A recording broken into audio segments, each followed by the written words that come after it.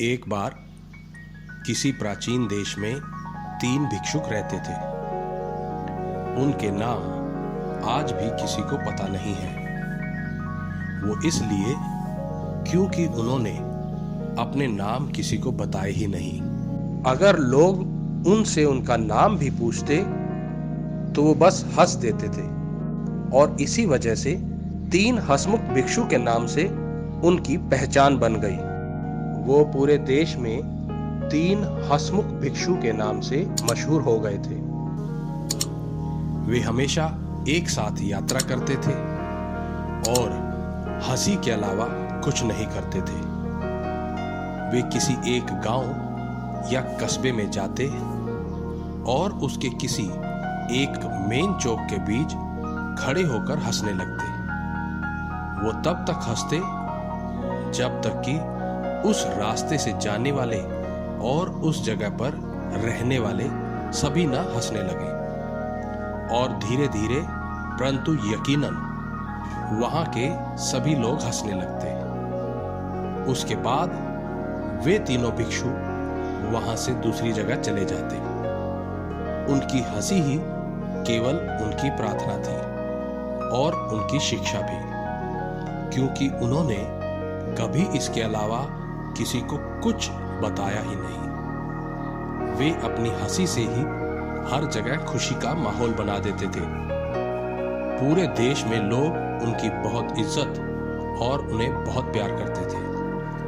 लोगों ने उनसे पहले और उनके बाद कभी ऐसे आध्यात्मिक गुरु ना तो देखे और ना ही उनके बारे में सुना था। ऐसा लगता था मानो उन्हें कोई अलौकिक हंसने की शिक्षा मिली हो और इससे पहले किसी ने भी ऐसे नहीं बताया था कि जीवन सिर्फ मुस्कुराने का नाम है।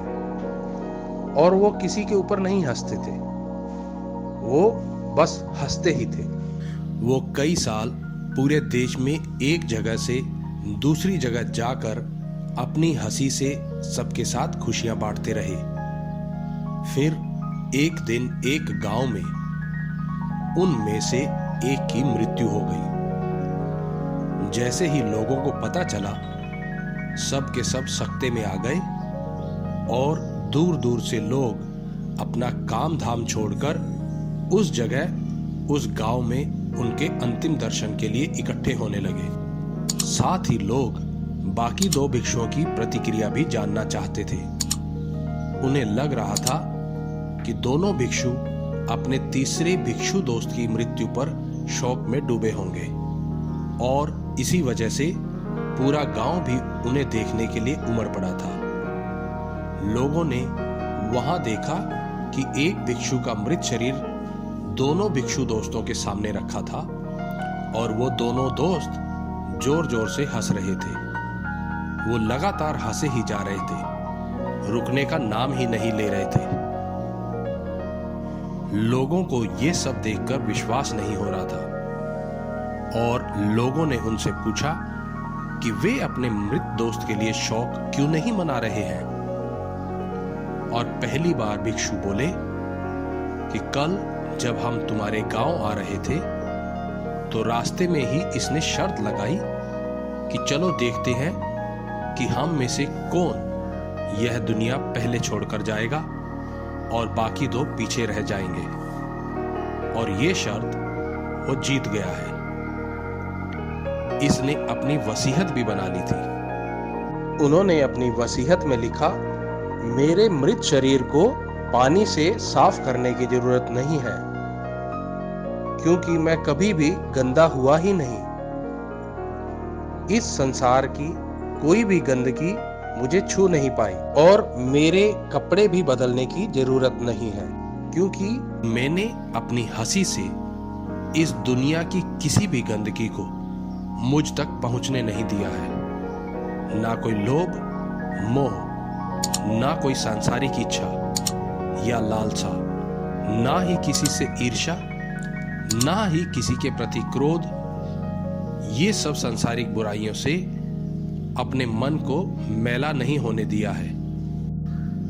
अब पुरानी परंपरा के मुताबिक मृतक का अंतिम संस्कार करने से पहले शरीर को नहलाया जाता है, लेकिन भिक्षु ने उसके शरीर पर पुराने कपड़े ही रहने की जिरह की थी। इसलिए उस भिक्षु के मृत शरीर को उसके ही कपड़ों के साथ उसकी मृत्युशैया पर जलाने के लिए रख दिया गया। और जैसे ही आग की लपटें उसके कपड़ों तक पहुंची, तभी उसके कपड़ों से आतिशबाजियां निकलकर आसमान में जाने लगी, क्योंकि उसने अपने कपड़ों में आतिशबाजियां छुपा कर रखी हुई थी। और आकाश में हर तरफ सैकड़ों रंगों वाली आतिशबाजियां फूटने लगी, जिसे देखकर वहां पर आए सभी लोग भी उन दोनों भिक्षुओं के साथ ठहाके मारकर हंसने लगे। अगर हम देखें तो यही जीवन की सच्चाई है। हो सकता है कि ये जीवन हमें इस ग्रह पृथ्वी पर इसी एक कारण के लिए मिला हो कि हम हमेशा हंसते हुए आनंद और खुशी का अनुभव करते रहें। इसलिए अगली बार जब भी आप किसी भी समस्या का सामना करें तो अपने आप को आईने में देखें और समस्या पर खूब हंसें, जिससे आपकी समस्या भी आपको परेशान ना कर सके, क्योंकि आपकी खुशी ही आपको जीवित बनाती है। कैसी लगी है कहानी दोस्तों? कमेंट बॉक्स में अपने कमेंट लिखकर जरूर बताएं और हमारे चैनल को सब्सक्राइब करना ना भूलें और इसे ज़्यादा से ज़्यादा लोगों के साथ भी शेयर करें। धन्यवाद।